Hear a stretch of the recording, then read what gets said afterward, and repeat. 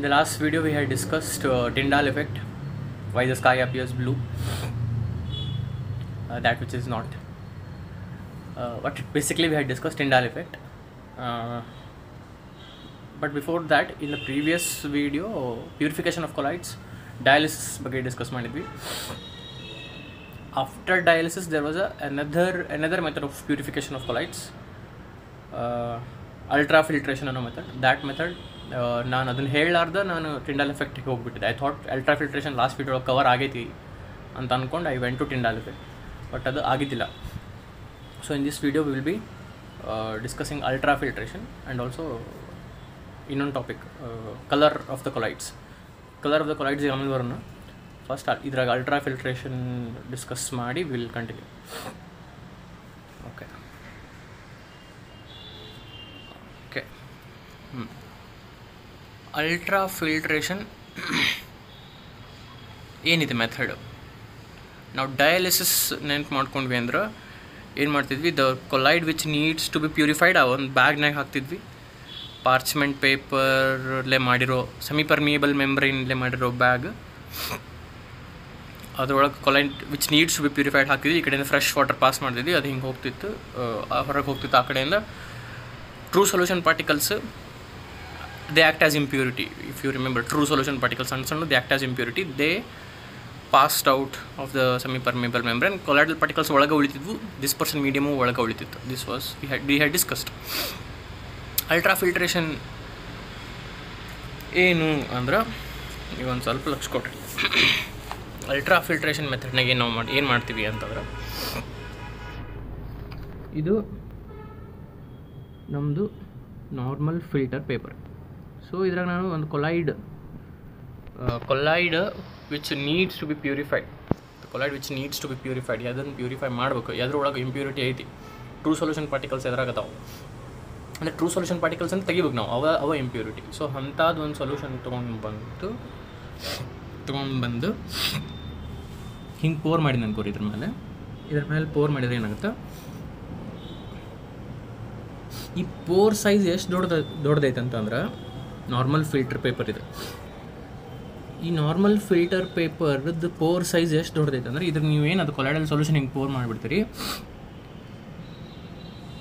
ಏನು ಹೋಗುತ್ತೆ, true solution particles ಹೋಗ್ತಾವೆ. But ಈ ಪೋರ್ಸ್ ಎಷ್ಟು ದೊಡ್ಡವು ಇರ್ತಾವು ಅಂದ್ರೆ, ಕೊಲೈಡಲ್ ಪಾರ್ಟಿಕಲ್ಸು ಹೋಗ್ಬಿಡ್ತಾವೆ ಅದ್ರೊಳಗೆ.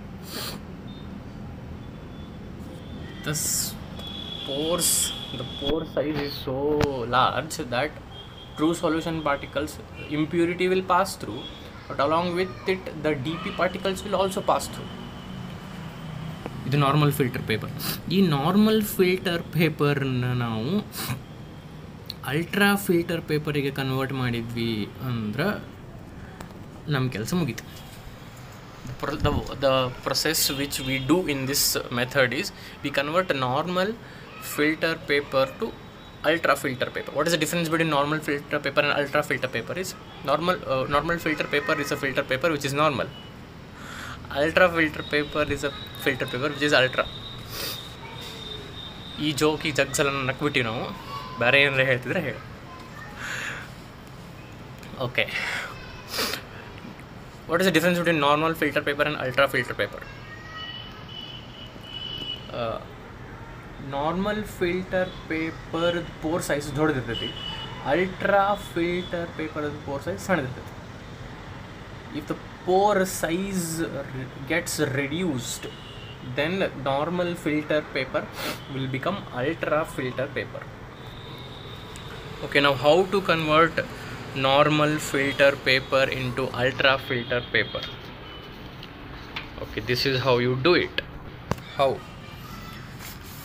Take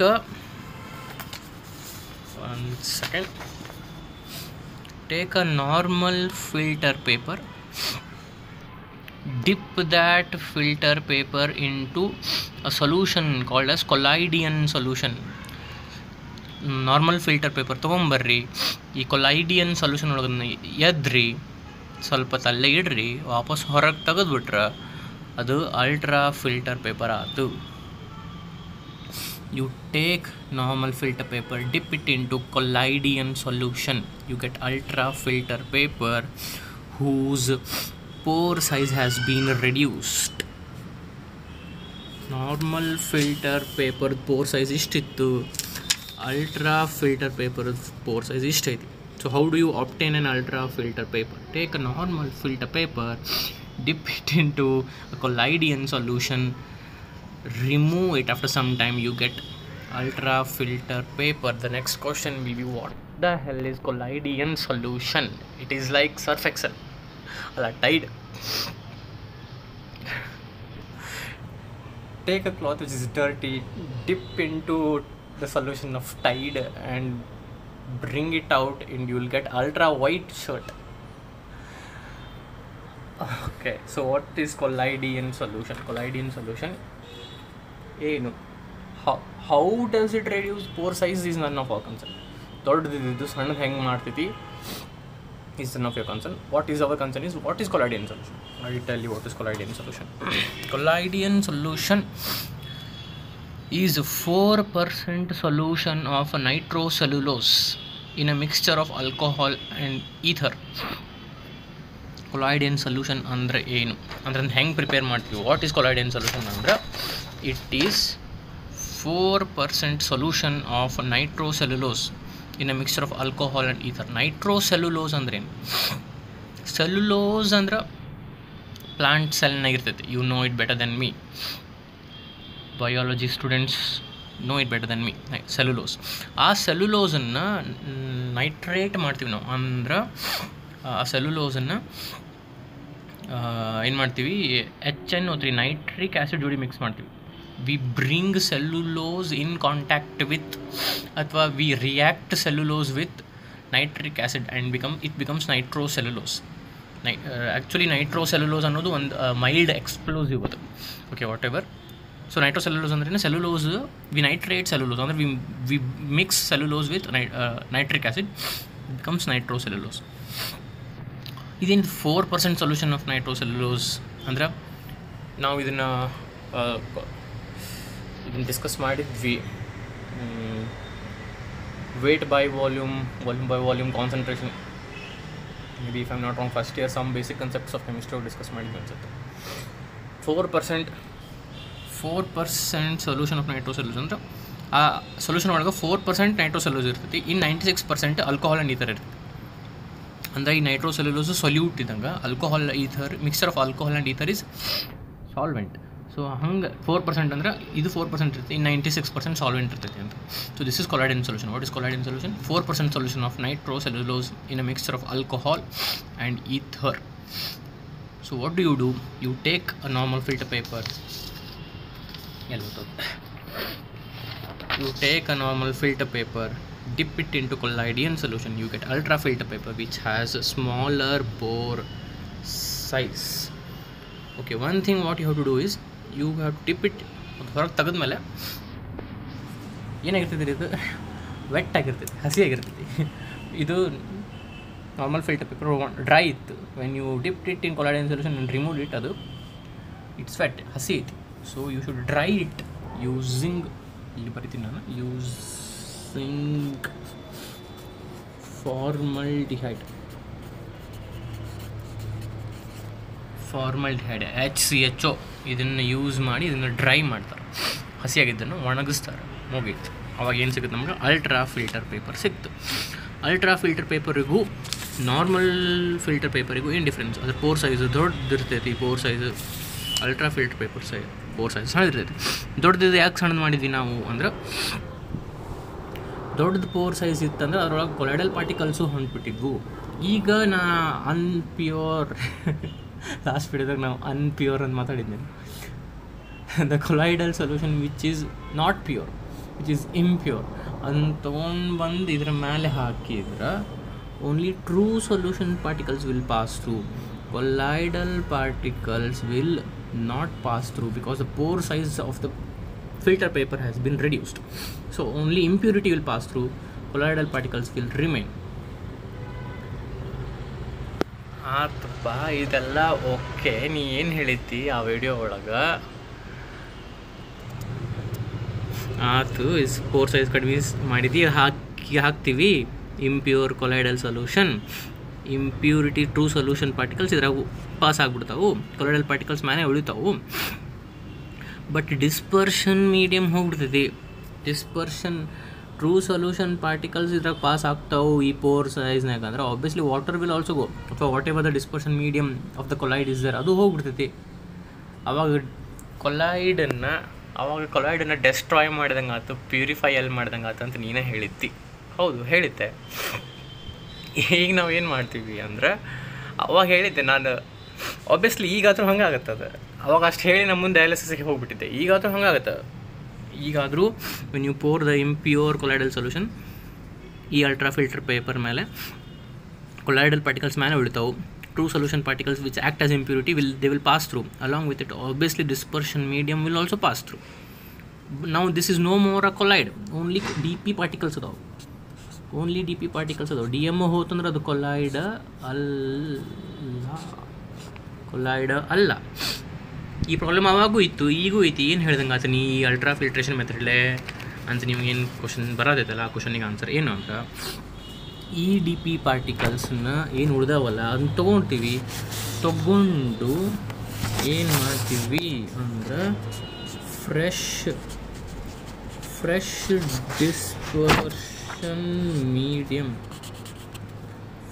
ಡಿಸ್ಪರ್ಷನ್ ಮೀಡಿಯಮ್ನಾಗ, ಅಂದರೆ if the dispersion medium is water, then we add fresh water to these DP particles and prepare a collide in which there is no impurity, because impurity has passed through.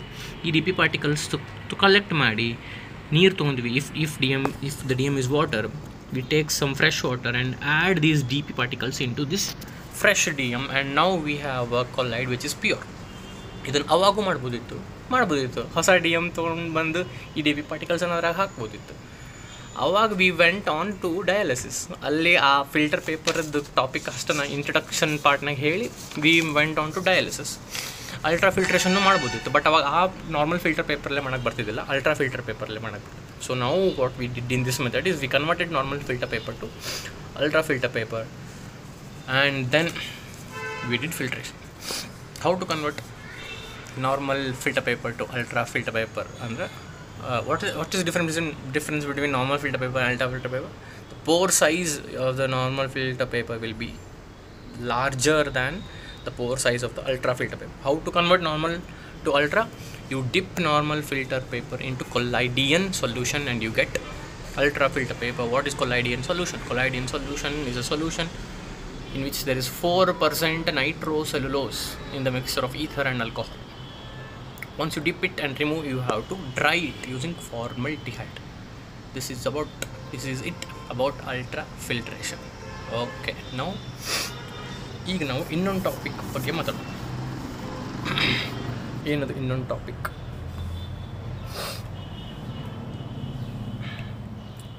Colour of the colloids. ಏನಿದು colour of the colloids? Colloidal solutions have some color. ಅಂದ್ರೆ ನೋಡಿದ ಕೂಡ ಆ colloidal ಸೊಲ್ಯೂಷನ್ಗೆ ಯಾವುದೋ ಒಂದು colour ಇರ್ತೈತಿ. ಈ colour ಹೆಂಗೆ ಬಂತು, ಎದಕ್ಕೆ ಬಂತು, ಯಾವ ಕಲರ್ ಬಂತು, ಇದ್ರ ಬಗ್ಗೆ ಒಂದು ಸ್ವಲ್ಪ ನಾವು ಡಿಸ್ಕಷನ್ ಮಾಡೋಣ. ಓಕೆ,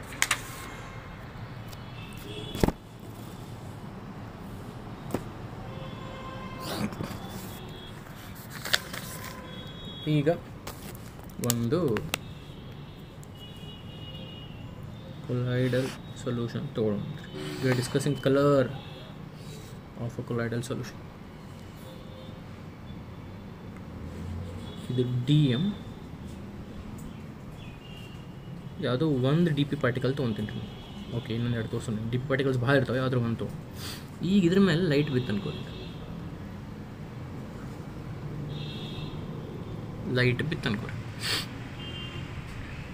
ವೈಟ್ ಲೈಟ್ ಸೂರ್ಯನಿಂದ ಲೈಟ್ ಬಿತ್ತು ಅಂತ ಅನ್ಕೋರಿ. ಇದ್ರ ಮೇಲೆ ಬಿದ್ದ ಕೂಡಲೇ ನಾವು ಲಾಸ್ಟ್ ವಿಡಿಯೋ ಡಿಸ್ಕಸ್ ಮಾಡಿದ್ವಿ, ಈ ಕೊಲೈಡಲ್ ಪಾರ್ಟಿಕಲ್ಸ್ ಏನು ಮಾಡ್ತಾವು, ಈ ವೈಟ್ ಲೈಟನ್ನು ಎಲ್ಲ ಡೈರೆಕ್ಷನ್ಸ್ನಾಗೂ ಸ್ಕ್ಯಾಟರ್ ಮಾಡ್ತಾವು. ಈಗ ಈ ಸ್ಕ್ಯಾಟರ್ ಆಗಿದ್ದ ಲೈಟ್ದು ವೇವ್ ಲೆಂತ್ ಮೇಲೆ ಸ್ವಲ್ಪ ಲಕ್ಷ ಕೊಡ್ರಿ. ವೈಟ್ ಲೈಟು ಕೊಲೈಡಲ್ ಪಾರ್ಟಿಕಲ್ಸ್ ಮೇಲೆ ಬಿತ್ತು. ಆ ಕೊಲೈಡಲ್ ಪಾರ್ಟಿಕಲ್ಸ್ ಏನು ಮಾಡ್ತಾವು, ಆ ಕೊಲೈಡಲ್ ಪಾರ್ಟಿಕಲ್ಸ್ ಆ ಲೈಟನ್ನು ಏನು ಮಾಡ್ತಾವು, ಈ ಕೊಲೈಡಲ್ ಪಾರ್ಟಿಕಲ್ಸ್ ಲೈಟ್ ಏನು ಮಾಡಿ ಸ್ಕ್ಯಾಟರ್ ಮಾಡ್ತಾವೆ. ಈಗ ಈ ಸ್ಕ್ಯಾಟರ್ ಮಾಡಿದ ಲೈಟ್ ಆಫ್ಟರ್ ಸ್ಕ್ಯಾಟ್ರಿಂಗ್ ಇದೇನು ರೇ ಹೊಂಟೈತಿ ಇದ್ರದ್ದು ವೇವ್ ಲೆಂತ್ ಮೇಲೆ ಈ ಕೊಲೈಡ್ದು ಕಲರ್ ಡಿಪೆಂಡ್ ಆಗ್ತದೆ. ಈಗ ಫಾರ್ ಎಕ್ಸಾಂಪಲ್ ನಮಗೇನು ಗೊತ್ತು, visible light, if I'm not wrong, visible light ಇದ್ದು wave length 400 nanometre to 750 nanometre ರೇಂಜ್ನಾಗ ಇರ್ತೈತಿ. ಸೊ ಈಗ ಇಲ್ಲಿ ಸ್ಕ್ಯಾಟರ್ ಮಾಡಿದ್ದು ಲೈಟ್ದು ವೇವ್ ಲೆಂತ್ 500 ನ್ಯಾನೋಮೀಟರ್ ಇತ್ತು ಅಂದರೆ ಒಂದು ಯಾವುದೋ ಕಲರ್ ಕಾಣ್ತದೆ. 600 ನ್ಯಾನೋಮೀಟರ್ ಇತ್ತು ಅಂದರೆ ಇನ್ನೊಂದು ಯಾವುದೋ ಕಲರ್ ಕಾಣ್ತದೆ. ಅಂದರೆ 500 ನ್ಯಾನೋಮೀಟರ್ ಯಾವ ಲೈಟ್ದು ವೇವ್ ಲೆಂತ್ ಇರ್ತೈತಿ ಆ ಕಲರ್ ಅದು ಕಾಣ್ತೈತಿ. ಈಗ ಫಾರ್ ಎಕ್ಸಾಂಪಲ್ ಇಲ್ಲಿ ಇನ್ನೊಂದು ನಾನು ನೋಟ್ಸ್ನಾಗ ಆಲ್ರೆಡಿ ಒಂದು ಡೈಗ್ರಾಮ್ ಹಾಕಿದ್ದೈತೆ, ಅದನ್ನು ತೋರಿಸ್ತೇನೆ ನಿಮಗೆ. ಈಗ ಇದು ನೋಡಿರಿ, ಇದು ಒಂದು ಕೊಲೈಡಲ್ ಸೊಲ್ಯೂಷನ್, ಇದ್ರ ಮೇಲೆ ಲೈಟ್ ಬಿದ್ದೈತಿ, ಈ ಕೊಲೈಡಲ್ ಪಾರ್ಟಿಕಲ್ ಇದು ಸ್ಕ್ಯಾಟರ್ ಮಾಡ್ತದೆ. ಈಗ ನೋಡಿರಿ, if scattered light is of wave length around 400 nanometre, ಅಂದರೆ ಈ ಸ್ಕ್ಯಾಟರ್ ಆದಮೇಲೆ ಏನು ಈ ಲೈಟ್ ಬಂತಲ್ಲ ಅದ್ರ 400 ನ್ಯಾನೋಮೀಟರ್ ಇತ್ತಂದ್ರೆ colour of the solution will be bluish, not exactly bluish ಕಾಣ್ತದೆ. ಯಾಕಂದ್ರೆ ಆ ವೇವ್ ಲೆಂತ್ ಸ್ಕ್ಯಾಟರ್ ಆದಮೇಲೆ ಏನು ಲೈಟ್ ಬಂತು ಆ ವೇವ್ ಲೆಂತ್ ಈ 400 ನ್ಯಾನೋಮೀಟರ್ ಏನೈತಿ, this corresponds to blue colour. Every colour has a particular wave length and every particular wave length has a particular colour between 400 nanometre to 750. 400 to 750 ಅಂತ ನಾನು ಯಾಕೆ ಅನ್ನಕತ್ತೀನಿ ಅಂದರೆ this is the range of wave lengths of visible light. VIBGYOR, violet, indigo, blue, green, yellow, orange, red, ಇದು 400 nanometre to 750 nanometre. ಈ 451 nanometre ಅಂದರೆ ಅದೊಂದು particular colour ಇರ್ತೈತಿ.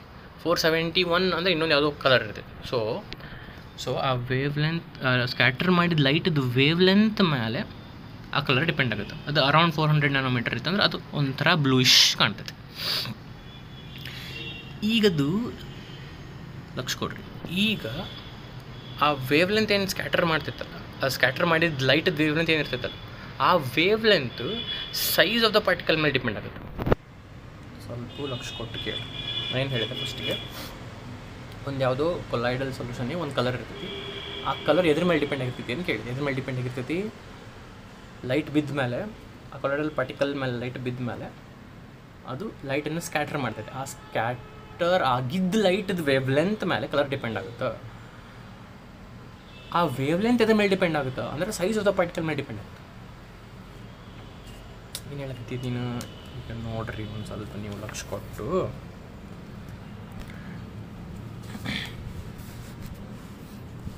ಈ ವೈಟ್ ಲೈಟ್ ಇದ್ರ ಮೇಲೆ ಬಿತ್ತು, ಇದು ಸ್ಕ್ಯಾಟರ್ ಮಾಡ್ತು. ಈ ಸ್ಕ್ಯಾಟರ್ ಮಾಡಿದ್ದು ಯಾವುದೊಂದು ವೇವ್ ಲೆಂತ್ ಇರ್ತೈತಿ, ಆ ವೇವ್ ಲೆಂತ್ ಮೇಲೆ ಕಲರ್ ಡಿಪೆಂಡ್ ಆಗಿರ್ತೈತಿ ಅಂತಂದೆ. ಈ ವೇವ್ ಲೆಂತು ಇದ್ರ ಸೈಜ್ ಮೇಲೆ ಡಿಪೆಂಡ್ ಆಗಿರ್ತೈತಿ. ಯಾವ ವೇವ್ ಲೆಂತ್ದು ಲೈಟ್ ಅದು ಸ್ಕ್ಯಾಟರ್ ಮಾಡ್ತೈತಿ, ಯಾವ ವೇವ್ ಲೆಂತ್ದು ಲೈಟನ್ನು ಸ್ಕ್ಯಾಟರ್ ಮಾಡ್ತೈತಿ ಅನ್ನೋದು ಈ ಕೊಲೈಡಲ್ ಪಾರ್ಟಿಕಲ್ ಸೈಜ್ ಮೇಲೆ ಡಿಪೆಂಡ್ ಆಗಿರ್ತೈತಿ. ಏನು ಹಂಗಂದ್ರೆ ಈಗ ನೋಡ್ರಿ, ನಮ್ಗೆ ಏನು ಗೊತ್ತು ಕೊಲೈಡಲ್ ಪಾರ್ಟಿಕಲ್ಸ್ ರೇಂಜ್ ಏನು, 1 ನ್ಯಾನೋಮೀಟರ್ ಟು 1000 ನ್ಯಾನೋಮೀಟರ್ ಇರ್ತದೆ ಕೊಲೈಡಲ್ ಪಾರ್ಟಿಕಲ್ಸ್ದು ರೇಂಜ್. 1 ನ್ಯಾನೋಮೀಟರ್ ಟು 1000 ನ್ಯಾನೋಮೀಟರ್ ಅಂದರೆ ಏನು, 90 ನ್ಯಾನೋಮೀಟರ್ ಇರ್ಬೋದು, 470 ನ್ಯಾನೋಮೀಟರ್ ಇರ್ಬೋದು, ಅಥವಾ 510 ಇರ್ಬೋದು, ಅಥವಾ 980 ನ್ಯಾನೋಮೀಟರ್ ಇರ್ಬೋದು. ಇವು ಎಲ್ಲನೂ ಈ ರೇಂಜ್ನಾಗ ಬರ್ತಾವಿಲ್ಲ. ಅಂದರೆ ಹಿಂಗೆ ಅನ್ಕೋರಿ, there is a colloidal particle of size 90 nanometer, there is another colloidal particle of size 470, there is another 510, there is another whose size is 980. So depending on the size of the colloidal particle, ಅವು ಯಾವ wave length the ಲೈಟನ್ನು scatter ಮಾಡ್ತಾವು ಅನ್ನೋದು depend ಆಗಿರ್ತೈತಿ. ಅದರ size ಈ 90ನೋ 470ನೋ ಅನ್ನೋದ್ರ ಮೇಲೆ ಅದು ಸ್ಕ್ಯಾಟರ್ ಮಾಡಿದ light wave length 400 nanometre 600 nanometre depend ಆಗಿರುತ್ತೆ. I think it is clear now. The color of the colloidal solution depends on the wavelength of the light scattered by the colloidal particle, and the wavelength of the light scattered in turn depends on size of the colloidal particle. This is very clear ಅನ್ಕೊಂಡಿನಿ ನಾನು. ಇನ್ನೊಮ್ಮೆ ಹೇಳ್ಬಿಡ್ತೀನಿ ಪಟ್ ಅಂತ. ಒಂದು colloidal particle ಅದ್ರದ್ದು colour, ಒಂದು colloidal ಸೊಲ್ಯೂಷನ್ದು ಕಲರು, ಆ ಕೊಲಾಯ್ಡಲ್ ಸೊಲ್ಯೂಷನ್ ಒಳಗಿರೋ ಕೊಲಾಯ್ಡಲ್ ಪಾರ್ಟಿಕಲ್ಸ್ ಮೇಲೆ ಲೈಟ್ ಬಿದ್ದಾಗ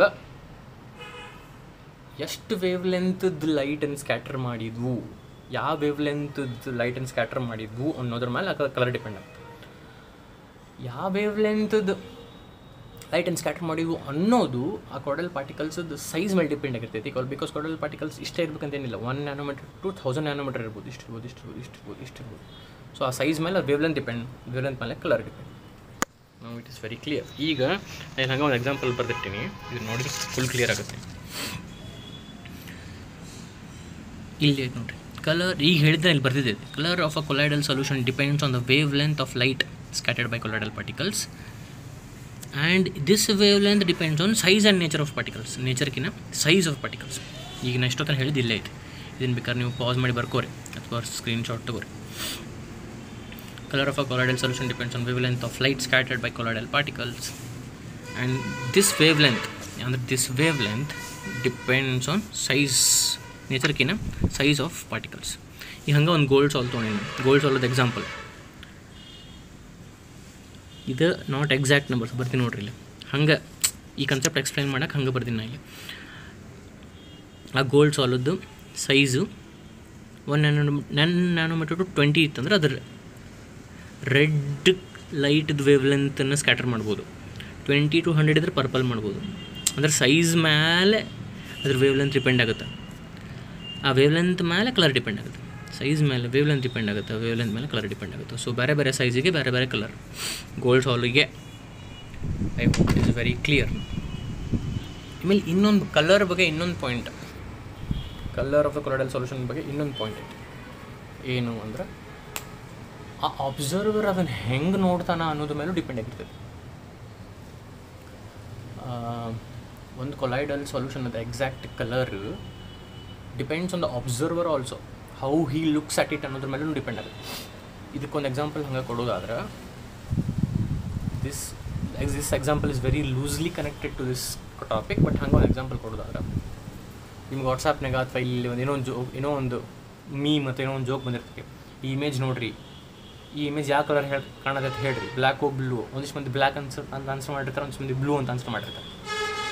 because it's neither black, it's neither blue. It depends on the observer. ನಾವು ನೋಡೋದ್ರ ಮೇಲೆ ಅದು ಬ್ಲ್ಯಾಕು ಬ್ಲೂನೋ ಕಾಣ್ತಿರ್ತದೆ. ಸೊ colour of the colloidal solution ಹಂಗೂ ಡಿಪೆಂಡ್ ಆಗಿರ್ತದೆ. Depends on the observer.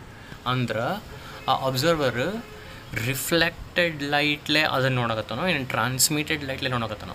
ಅಂದ್ರೆ ಆ ಕೊಲಾಯ್ಡಲ್ ಸೊಲ್ಯೂಷನ್ ಮೇಲೆ ಬಿದ್ದಿದ್ದು ಲೈಟ್ ರಿಫ್ಲೆಕ್ಟೆಡ್ ಲೈಟು, ಅಂದರೆ ಯಾವುದೋ ಒಂದು ಮೇಲೆ ಬಿದ್ದು ಆಮೇಲೆ ಅದ್ರ ಮೇಲೆ ಬಿದ್ದರೆ ರಿಫ್ಲೆಕ್ಟೆಡ್. ಟ್ರಾನ್ಸ್ಮಿಟೆಡ್ ಅಂದರೆ ಡೈರೆಕ್ಟ್ಲಿ ಬಿದ್ದಿದ್ದು, if I am not wrong. ಫಿಸಿಕ್ಸ್ನಾಗ ನಿಮ್ಗೆ ಗೊತ್ತಾಗಿರ್ತೈತಿ.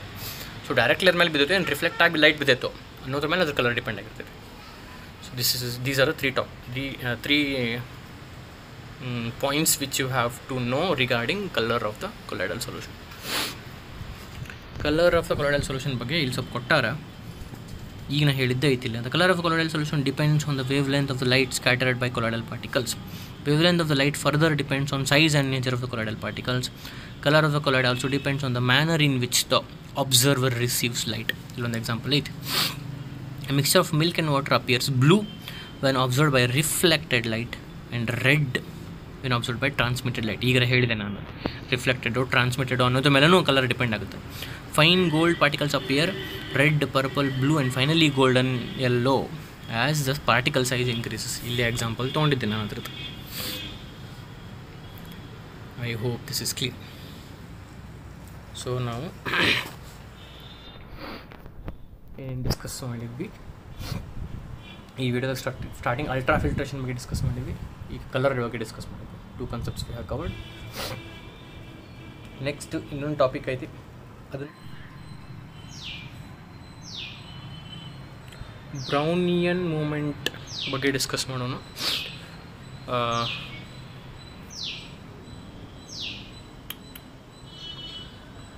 ಓಕೆ, ರಾಬರ್ಟ್ ಬ್ರೌನ್ ಅನ್ನೋ ಸೈಂಟಿಸ್ಟ್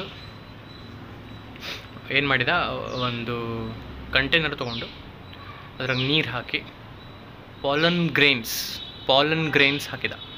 ಆ ಪಾಲನ್ ಗ್ರೇನ್ಸ್ ನೀರಾಗಿ ಹಾಕಿದ. ನೀರು ಹಾಕಿದ ಕೂಡ ಏನು ಮಾಡಿದ್ವು, ಒಂದು ಕಂಟೈನರ್ ತೊಗೊಂಡು ಕಂಟೈನರ್ ನೀರು ಹಾಕಿ ಅದ್ರಾಗ ಪಾಲನ್ ಗ್ರೇನ್ಸ್ ಹಾಕಿ. ಆ ಪಾಲನ್ ಗ್ರೇನ್ಸ್ ಏನು ಮಾಡಿದ್ದು, the started moving randomly zigzag ಪಾತ್ನಾಗ ಮೂವ್ ಆಗತ್ತೆ, ಹಿಂಗೆ ರ್ಯಾಂಡಮ್ ಮೋಷನ್ ಆಗತ್ತೆ. What are pollen grains? Actually again ಅದು ಇಟ್ ಕಮ್ಸ್ ಟು ಬಯಾಲಜಿ. ನನಗೆ ಗೊತ್ತಿರೋ ಪ್ರಕಾರ ಅವು they contain male reproductive cells of plant. ನಮ್ಗೆ ಸ್ಟ್ಯಾಟ್ಸ್ದವ್ರಿಗೆ ಭಾಳ ಸರಳಾಗಿ ಅರ್ಥ ಮಾಡ್ಕೊಬೇಕಂದ್ರೆ ಏನೋ ಸಣ್ಣ ಸಣ್ಣ ಪಾರ್ಟಿಕಲ್ಸ್ ಅಂತ ಅನ್ಕೋರಿ. ಅವನ್ನ ನೀರಾಗಿ ಹಾಕಿದ. ಅವು ಏನು ಮಾಡಿದ್ವು, they started moving random in a zigzag path ಅಂದ್ರೆ ಓಕೆ, ಅಲ್ಲಿ ಜಿಗ್ಸ್ಯಾಗ್ ಪಾತ್ ಅಂದರೆ like maybe like this, ಹಿಂಗೊಮ್ಮೆ ಜಿಗ್ಸ್ಯಾಗ್ ರ್ಯಾಂಡಮ್ ಮೋಷನ್ ಆಗತ್ತು. ಸೊ ನೆಕ್ಸ್ಟ್ ಏನು ಮಾಡಿದ, ಆ ಪಾಲನ್ ಗ್ರೇನ್ಸ್ ತೆಗೆದು ಅದರ್ ಸೈಜ್ದು ಪಾರ್ಟಿಕಲ್ಸ್ ಬೇರೆ ಹಾಕಿದ. ಅವಾಗೂ ಈ ಜಿಗ್ಸ್ಯಾಗ್ ರ್ಯಾಂಡಮ್ ಮೋಷನ್ ಕಾಣಕ್ಕೆ ಸ್ಟಾರ್ಟ್ ಆಯ್ತು. So after these experiments and he did some other experiments, he concluded that all colloidal particles show zigzag motion in the dispersion medium. ಒಂದು colloidal solution ತೊಗೊಂಡ್ರೆ ಅದ್ರೊಳಗಿರೋ ನಮ್ಮ ಕೊಲಾಯ್ಡಲ್ ಸೊಲ್ಯೂಷನ್ನಾಗ ಏನಿರ್ತಾವೆ ನಮ್ಗೆ ಗೊತ್ತೈತಿ. ಡಿ ಪಿ ಇರುತ್ತೆ, ಡಿ ಎಮ್ ಇರುತ್ತೆ, dispersion medium, dispersed phase particles. ಈ dispersed phase particles in the colloidal solution they show zigzag random motion. ಈ ಮೋಷನಿಗೆ ಬ್ರೌನಿಯನ್ ಮೂವ್ಮೆಂಟ್ ಅಂತ ಕರಿತೀವಿ. ಈಗ ಪಾಲನ್ ಗ್ರೇನ್ಸ್ ಎಲ್ಲ ಬಿಟ್ಬಿಟ್ರಿ, ನೀವು ಇಮ್ಯಾಜಿನ್ ಮಾಡಿರಿ. ಈಗ imagine a movie theatre. If at all you have instead of always looking at the screen, if at all you have turned back and look at the projector ಇಂದ ಒಂದು ಹಿಂಗೆ ಕೋನ್ ಬರ್ತಿರ್ತೈತಿ.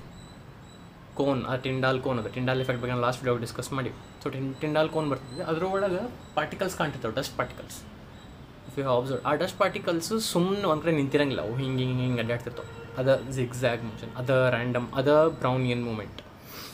ಸೊ ಈ Brownian movement ಬಗ್ಗೆ first ಹೇಳಿದ್ದು Robert Brown through his experiment of pollen grains. So ಇದಕ್ಕೆ Brownian movement ಅಂತ ಕರೀತಾರೆ ಅಷ್ಟೇ. This is very simple. ಈಗ ನಾವು what else we have to discuss ಅಂದ್ರೆ ಅದು ಎದಕ್ಕಾಗುತ್ತೆ. Why does Brownian movement take place? Why colloidal particles, why D P particles they do not stay where they are, why they show zigzag random motion, why do they show, ಒಂದು ಕಡೆ ಯಾಕೆ ಕೂಡಂಗಿಲ್ಲ ಅನ್ನೋದು ನಾವು discuss ಮಾಡ್ಬೇಕು. Okay, ಈಗ ನೋಡಿರಿ, ಇದು D P particle ಒಂದು ಕೊಲಾಯ್ಡಲ್ ಸೊಲ್ಯೂಷನ್ನಾಗ ಹಂಗೆ ತೋರಿಸಿನಿ. ಇದು ಡಿ ಪಿ ಪಾರ್ಟಿಕಲ್. ಇವೆಲ್ಲ ಅದಾವಲ್ರಿ, ಇವು ಸಣ್ಣ ಸಣ್ಣ ಡಿ ಎಮ್ ಪಾರ್ಟಿಕಲ್ಸ್ ಅಂದರೆ ಡಿಸ್ಪರ್ಷನ್ ಮೀಡಿಯಮ್ ಪಾರ್ಟಿಕಲ್ಸ್. ಇದು ದೊಡ್ಡದು ಏನೈತಲ್ರಿ, ಇದು ಡಿ ಪಿ ಪಾರ್ಟಿಕಲ್. ಏನಾಗುತ್ತೆ ಕೊಲಾಯ್ಡಲ್ ಸೊಲ್ಯೂಷನ್ ಒಳಗೆ, ಈ D M particles they collide with the D P particle. ಇವು ಬಂದು ಇದಕ್ಕೆ ಬಡಿತಾವೆ. ಇವು ಬಂದು ಬೇರೆ ಡೈರೆಕ್ಷನಿಗೆ ಬಡಿತಾವೆ. ಆಮೇಲೆ ಬೇರೆ ಇದು ರ್ಯಾಂಡಮ್, ಇಲ್ಲೊಂದಿರ್ತೈತಿ ಹಿಂಗೆ ಇವು ಬಂದು ಡಿ ಎಮ್ ಪಾರ್ಟಿಕಲ್ಸ್ ಡಿ ಪಿಗೆ ಬಂದು ಕೊಲೈಡ್ ಮಾಡ್ತಾವೆ. ಇದು ಹೆಸರು ತೋರಿಸಿನಲ್ಲಿ ಡಿ ಪಿ ಅಂತ. ಈ ಡೈರೆಕ್ಷನ್ ಹಿಂಗಲ್ಲ, ಇವು ಡಿ ಎಮ್ ಪಾರ್ಟಿಕಲ್ಸ್ ಹಿಂಗೆ ಹೋಗಿ ಬಡಿತಾವೆ. ಇದಕ್ಕೆ ಹಂಗೆ ಬಡ್ದಾಗ ಅವು ಕರೆಕ್ಟ್ ಬಂದು ಪರ್ಪೆಂಡಿಕ್ಯುಲರ್ಗೆ ಅಥವಾ ಒಂದು ಆ್ಯಂಗಲ್ ಅಕ್ಯೂಟ್ ಆ್ಯಂಗಲ್ನಾಗ ಹಿಂಗೆ ಬಂದು ಬಿಡಂಗಿಲ್ಲ, ಹೆಂಗೆ ಬೇಕಾದಂಗೆ ಬಂದು ಬಿಡ್ತಾವೆ. ಹೆಂಗೆ ಬೇಕಾದಂಗೆ ಬಂದು ಡಿ ಪಿ ಪಾರ್ಟಿಕಲ್ಸಿಗೆ ಬಡ್ದಾಗ ಅನ್ಬ್ಯಾಲೆನ್ಸ್ಡ್ ಫೋರ್ಸ್ ಕ್ರಿಯೇಟ್ ಆಗುತ್ತೆ. ಅನ್ಬ್ಯಾಲೆನ್ಸ್ಡ್ ಯಾಕಂದ್ರೆ ಕರೆಕ್ಟ್ ಎಲ್ಲ ಡೈರೆಕ್ಷನ್ನಿಗೂ ಒಂದು ಆಮೇಲೆ ಈಕ್ವಲ್ ಫೋರ್ಸ್ ಇರೋಂಗಿಲ್ಲ, ಆಮೇಲೆ ಎಲ್ಲ ಡೈರೆಕ್ಷನ್ನಿಗೂ ಎಕ್ಸಾಕ್ಟ್ಲಿ ಬರೋಂಗಿಲ್ಲ. ಹೆಂಗೆ ಬೇಕು ಹಂಗೆ ಬರ್ತಾವೆ, ಹೊಡಿತಾವೆ. ಸೊ ಹೆಂಗೆ ಬೇಕು ಹಂಗೆ ಡಿ ಎಮ್ ಪಾರ್ಟಿಕಲ್ಸ್ ಬಂದು ಡಿ ಪಿಗೆ ಬಡ್ದಾಗ ಅಲ್ಲಿ ಅನ್ಬ್ಯಾಲೆನ್ಸ್ಡ್ ಫೋರ್ಸ್ ಕ್ರಿಯೇಟ್ ಆಗುತ್ತೆ. ಸೊ ಅದು ಬಡ್ದಾಗ ಸ್ವಲ್ಪ ಹಿಂಗೆ ಹೋಗುತ್ತೆ, ಆ ಕಡೆಯಿಂದ ಬಡ್ದು ಇನ್ನೊಂದು ಬಂದಾಗ ಸ್ವಲ್ಪ ಅದು ಹಿಂಗೆ ಹೋಗುತ್ತೆ. ಮತ್ತು ಇಲ್ಲಿ ಬಡಿತು ಮತ್ತು ಹಿಂಗೆ ಬರುತ್ತೆ, ಇಲ್ಲಿ ಬಡಿತು ಹಿಂಗೆ ಬರ್ತೈತೆ, ಮತ್ತು ಇಲ್ಲಿ ಬಡಿತು ಹಿಂಗೆ ಹೋಗುತ್ತೆ. ಸೊ ಹಿಂಗೆ ಇಲ್ಲಿತ್ತು ಡಿ ಪಿ ಪಾರ್ಟಿಕಲ್, ಇಲ್ಲಿ ಸ್ವಲ್ಪ ಫೋರ್ಸ್ ಕ್ರಿಯೇಟ್ ಆಗುತ್ತೆ due to the collision of D M particles. ಇಲ್ಲಿ ಫೋರ್ಸ್ ಕ್ರಿಯೇಟ್ ಆಗುತ್ತೆ, ಅದು ಹಿಂಗೆ ಬಂತು. ಈಗ ಮತ್ತು ಇಲ್ಲಿಂದ ಡಿ ಎಮ್ ಪಾರ್ಟಿಕಲ್ಸಿಂದ ಕೊಲಿಷನ್ ಆಗತ್ತೈತಿ. ಸೊ ಹಿಂಗೆ ಹೋಯ್ತು, ಮತ್ತು ಈ ಕಡೆಯಿಂದ ಬಂತು ಮತ್ತು ಹಿಂಗೆ. ಸೊ ಹಿಂಗೆ ಜಿಗ್ಸ್ಯಾಗ್ ಮೋಷನ್ ಆಗುತ್ತೆ. So when D M particles collide with D P particles, random motion takes place, zigzag motion takes place. This is Brownian movement. What happens when DM particles come and hit the DP particles? Those DM particles, the dispersion medium particles, give some kinetic energy to DP particles. ಈಗ ಅವು D M particles ಹೋಗಿ D ಪಿಗೆ ಬಡ್ದಾಗ unbalanced ಆಗಿ ಬೇರೆ ಬೇರೆ ಡೈರೆಕ್ಷನ್ನಾಗಿ ಬಡ್ದಾಗ ಆ D P ಪಾರ್ಟಿಕಲ್ಸಿಗೆ kinetic energy ಬರ್ತೈತೆ. Kinetic energy ಇದು ಕೊಡ್ತಾವೆ ಯಾವ D M particles. Kinetic energy ಅಂದರೆ ಏನು, ಡಿ ಪಿ ಪಾರ್ಟಿಕಲ್ಸ್ ಮೂವ್ ಆಗೋಕ್ಕೆ ಎನರ್ಜಿ ಕೊಡ್ತಾವೆ ಇವು. ಈಗ ನೀವು ಹಿಂಗೆ ನಿಂತಿರ ಅನ್ಕೋರಿ, ಬೇರೆ ಬೇರೆ ಡೈರೆಕ್ಷನ್ನಾಗಿಂದ ಜಗ್ಗಷ್ಟು ಮಂದಿ ರ್ಯಾಂಡಮ್ ಮತ್ತು ಇಲ್ಲಿ ಬಂದಂಗೆ ಇಲ್ಲಿ ಬರ್ಬೇಕಂತಿಲ್ಲ, ಈ ಕಡೆ ಒಂದು 4-5 ಮಂದಿ ಬಂದು ಹಿಂಗೆ ಹೋಗಿ ನೀವು ಬಡಿದ್ರೆ ಅನ್ಕೋರಿ, ನೀವು ನಿಂತವ್ರು ಈ ಕಡೆ ಮೂವ್ ಆಗ್ತೀರಿ, ಕೈನೆಟಿಕ್ ಎನರ್ಜಿ ಬಂತು ನಿಮಗೆ. So D M particles came and hit you, you are D P, you moved because you got kinetic energy. So they come and give you kinetic energy. When they collide with you, they transfer you kinetic energy. So ಆ kinetic energy ನಂಗೆ ಸಿಕ್ತು, ನಾ D P, so ನಾ move ಆದೆ. ಆ ಕಡೆಯಿಂದ ಬಂದು ಮತ್ತೆ ಬಡಿದ್ರೆ ಮತ್ತೆ ಈ ಕಡೆ ಮೂವ್ ಆದೆ, ಈ ಕಡೆಯಿಂದ ಬಡಿದ್ರೆ ಮತ್ತೆ ಹಿಂಗೆ. ಸೊ ಜಿಗ್ಜ್ಯಾಗ್ ಆಗತ್ತೆ ನಾನು. So D M particles come and hit DP particles, they transfer the kinetic energy, they give kinetic energy. So ಇದು ಕೊಲಿಷನ್ ಆದಾಗ ಅನ್ಬ್ಯಾಲೆನ್ಸ್ ಫೋರ್ಸಸ್ ಕ್ರಿಯೇಟ್ ಆಗ್ತಾವೆ. ಸೊ ಆ ಕೊಲಾಯ್ಡಲ್ ಸೊಲ್ಯೂಷನ್ ಒಳಗೆ ರ್ಯಾಂಡಮ್ ಜಿಗ್ಜ್ಯಾಗ್ ಮೋಷನ್ ತೋರಿಸ್ತಾವೆ. That itself is Brownian movement. So ನಮ್ಮ Brownian movement ಅಂದರೆ ಏನು ಗೊತ್ತಾಯ್ತು, ಅದನ್ನು ಫಸ್ಟ್ ಯಾರು ಹೇಳಿದ್ರೆ ಗೊತ್ತಾಯ್ತು, ಅದು ಎದಕ್ಕಾಗುತ್ತೆ ಅಂತ ಗೊತ್ತಾಯ್ತು. So this is Brownian movement. ಈ ಬ್ರೌನಿಯನ್ ಮೂಮೆಂಟ್ ಬಗ್ಗೆ ಇನ್ನೊಂದು 2 ಸಣ್ಣ ಪಾಯಿಂಟ್ ನಮ್ಗೆ ಗೊತ್ತಿರಬೇಕು. ಏನು ಗೊತ್ತಿರಬೇಕು? 1ನೇ ಪಾಯಿಂಟ್, ಈ ಡಿ ಪಿ ಪಾರ್ಟಿಕಲ್ ಸ್ವಲ್ಪ ಇಲ್ಲಿ ದೊಡ್ಡದೈತಿ. ಈ ಡಿ ಪಿ ಪಾರ್ಟಿಕಲ್ ಸ್ವಲ್ಪ ಸಣ್ಣದೈತೆ ಅನ್ಕೋರಿ, ಇದಕ್ಕಿಂತ ಸಣ್ಣದಿತ್ತು. ಡಿ ಎಮ್ ಪಾರ್ಟಿಕಲ್ಸ್ ಇಲ್ಲಿ ಎಷ್ಟಿದ್ದು ಅಷ್ಟು ಅದಾವು. ಅಂದರೆ ಇಲ್ಲಿ ಏನು ಬ್ರೌನಿಯನ್ ಮೂವ್ಮೆಂಟ್ ಆಗುತ್ತೆ ಅದಕ್ಕಿಂತ ಜಾಸ್ತಿ ಇಲ್ಲಿ ಬ್ರೌನಿಯನ್ ಮೂವ್ಮೆಂಟ್ ಆಗುತ್ತೆ. If D P particle is smaller, the Brownian movement is observed more, the motion is faster. Why? ಈಗ ನೀವೇ ನೋಡ್ರಿ, ಈಗ ನಾ ಇಲ್ಲಿ ನಿಂತೀನಿ, 4 ಮಂದಿ ಬಂದು ನಂಗೆ ಬಡಿದ್ರು. ಸೊ ನಾನು ಸಬ್ಸರ್ದೆ. ಈಗ ನನಗಿನ್ನೊಬ್ಬ ನಾನು ತೆಳ್ಳಗಿದ್ದೀನಿ, ನನಗಿನ್ನೊಬ್ಬ ಫುಲ್ ತೆಳ್ಳಗೆ ಗಿಡ್ಡಗೆ ನಿಂತಿದ್ದ. ಅವನಿಗೂ 4 ಮಂದಿ ಬಡಿದ್ರೆ ಅವ್ನು ಸ್ವಲ್ಪ ಜಾಸ್ತಿ ಮುಂದೆ ಹೋಗ್ತಾನೆ ನನಗಿನ್ನ, because is weaker physically. So ಅವ್ರು ಡಿ ಪಿ ಪಾರ್ಟಿಕಲ್ಸ್ ದೊಡ್ಡದಿದ್ದು ಸಣ್ಣವಿದ್ದಾಗ ಡಿ ಎಮ್ ಪಾರ್ಟಿಕಲ್ಸ್ ಬಂದು ಬಡ್ದು ಅಂದರೆ obviously the motion will be faster, the Brownian movement will be faster. ಅಥವಾ the Brownian movement is more pronounced when the DP particles are smaller. Athwa the effect of Brownian movement is higher, athwa the motion of Brownian movement is faster when the DP particles are smaller. Idu one point. Amel innondu, viscosity of the colloidal solution. Higher the viscosity of the colloidal solution, lesser is the Brownian movement. I'll repeat the statement. Higher the viscosity of the colloidal solution, lesser is the Brownian moment. Now what is viscosity? Viscosity physicsನಾಗ ಬಂದಿರ್ತೈತಿ. ನಿಮ್ಗೆ ಹಂಗೆ ಇಲ್ಲಿ ಹೇಳಬೇಕು ಅಂದ್ರೆ I'll take 2 things. One is water, one is honey, ಜೇನುತುಪ್ಪ. I'll take a container of water and I'll just pour it. ಹಿಂಗೆ ಒಗಿತೀನಿ. ಒಗೆದ್ರೆ water will move at least 10-15 meters. If I take a container of honey, ಜೇನುತುಪ್ಪ, and I pour it, probably 1 or 2 meter ಅಷ್ಟೇ ಹೋಗುತ್ತೆ. Water ಅಲ್ಲಿ ತನಕ ಯಾಕೆ ಹೋತಂದ್ರೆ ಅದ್ರ viscosity ಕಡಿಮೆ ಐತಿ. ಹನಿ ಬರೀ ಇಲ್ಲಿ ತನಕ ಯಾಕೆ ಹೋತಂದ್ರೆ ಅದ್ರ ವಿಸ್ಕಾಸಿಟಿ ಜಾಸ್ತಿ ಐತಿ. Honey is thicker, viscosity in honey higher. Viscosity ಬಗ್ಗೆ ಡೀಟೇಲ್ ಆಗಿ ಕಾನ್ಸೆಪ್ಟ್ ಫಿಸಿಕ್ಸ್ನಾಗ ನೀವು ಕಲ್ತಿರ್ತೀರಿ. What is viscosity? It is the resistance offered against the flow of the fluid. ಇದ್ರ ಬಗ್ಗೆ ನೀವು ಗೊತ್ತಿರ್ತೈತಿ. ಸೊ ನೀರು ಅಲ್ಲಿ ತನಕ ಹೋತು ಯಾಕಂದರೆ ವಿಸ್ಕಾಸಿಟಿ ಕಡಿಮೆ ಐತಿ. ಹನಿ ಬರೀ ಇಲ್ಲಿ ತನಕ ಒನ್ ಐ ಪೋರ್ ಇಟ್ ಒಗೆದಾಗ ಚೆಲ್ಲಿದಾಗ ಇಲ್ಲೇ ಬಿತ್ತು honey. It didn't move much distance, it didn't cover because it is the viscosity is higher. So ಆ ವಿಸ್ಕಾಸಿಟಿ ಕಾನ್ಸೆಪ್ಟನ್ನು ಇಲ್ಲೇ ಈ ಬ್ರೌನಿಯನ್ ಮೂಮೆಂಟಿಗೆ ಕಂಪೇರ್ ಮಾಡಿರಿ. Higher the viscosity, lesser is the Brownian movement, ಅಥವಾ less faster is the Brownian movement. Because viscosity ಜಾಸ್ತಿ ಐತೆ ಅಂದ್ರೆ ಅದು ಪಟ ಕಡಲ್ ಪಟಕಲ್ಸಿಗೆ ಮೂವ್ ಆಗಿ ಬಿಡಂಗಿಲ್ಲ. ಹನಿ ಇಲ್ಲೇ ಬಿತ್ತು, ಭಾಳ ಮೂವ್ ಆಗಲಿಲ್ಲ. So higher the viscosity, the colloidal particles D ಎಮ್ಮಿಂದ ಹೋಗಿ ಡಿ ಪಿ ಮೇಲೆ ಏನು ಕೊಲೈಡ್ ಆಗುತ್ತೆ ಅದಕ್ಕೇನು ಕೈನೆಟಿಕ್ ಎನರ್ಜಿ ಕೊಡ್ತೈತಿ. ಕೊಟ್ಟರು ಭಾಳ ಫಾಸ್ಟ್ ಮೂವ್ ಆಗಂಗಿಲ್ಲ because viscosity the colloidal solution is high. Viscosity ಕಡಿಮೆ ಇತ್ತು ಅಂದ್ರೆ ಕೊಲಾಯ್ಡಲ್ ಪಾರ್ಟಿಕಲ್ಸ್ ಎಲ್ಲ ಕಡೆ ಫುಲ್ ಫಾಸ್ಟಾಗಿ ಮೂವ್ ಆಗಿ ಸ್ಟಾರ್ಟ್ ಆಗ್ತಾವೆ. So higher the viscosity, lesser is the Brownian movement. lesser the viscosity, higher is the Brownian moment, so faster is the Brownian moment. Okay, this is it about Brownian moment. Is there anything else? Okay, ಇನ್ನೊಂದು point Brownian moment ಬಗ್ಗೆ ಏನದು ಅಂದರೆ, Brownian moment is responsible for the stability of Sol, stability of colloid. Stability of Sol ಅಂದರೆ why, when do you call, so when do you say Sol ಅಥವಾ colloid is stable? When the dp particles are dispersed in the dispersion medium, and they should remain dispersed in the dispersion medium, they should not go and settle down. dp particles colloidal solution ಅನ್ನು ಹೋಗಿ ಕೆಳಗೆ ಕೂತ್ಬಿಡ್ತು ಅಂದರೆ ಅದು stable ಅಲ್ಲ, ಕೋಆಗುಲೇಟ್ ಆಯ್ತು. ಕೋಆಗುಲೇಟ್ word ಸ್ವಲ್ಪ ನಾನು ಮೊದಲು ಡಿಸ್ಕಸ್ ಮಾಡಿದ್ದೆ ಅನ್ಸುತ್ತೆ. ಓಕೆ, ಡೆಸ್ಟ್ರಾಯ್ ಆಯ್ತು colloid. If dp particles are dispersed in the dispersion medium, if they are swimming in the dispersion medium, then the colloid is stable, then the Sol is stable. If dp particles went and settled down, ಕೆಳಗೆ ಕೂತ್ಬಿಟ್ಟು ಅಂದರೆ ಅದು stable ಅಲ್ಲ. ಈಗ ನಾ ಏನಂದರೆ, ಈ Brownian moment is responsible for the stability of the colloid, the stability of the Sol. How? Because of the Brownian moment, they are moving random motion, they are moving zigzag motion. ಈ Brownian moment ಇದೆಲ್ಲ ಕೆಳಗೆ ಕುಂತ್ಬಿಡ್ತಿದ್ವು. Brownian moment ಸಂಬಂಧನ, they are in random motion, they are dispersed in the dispersion medium, they are swimming in the dispersion medium. If not for the Brownian moment, they would have settled down. So Brownian moment is responsible for the stability of salts or stability of colloids. This is it about Brownian moments. Sorry, Brownian moment.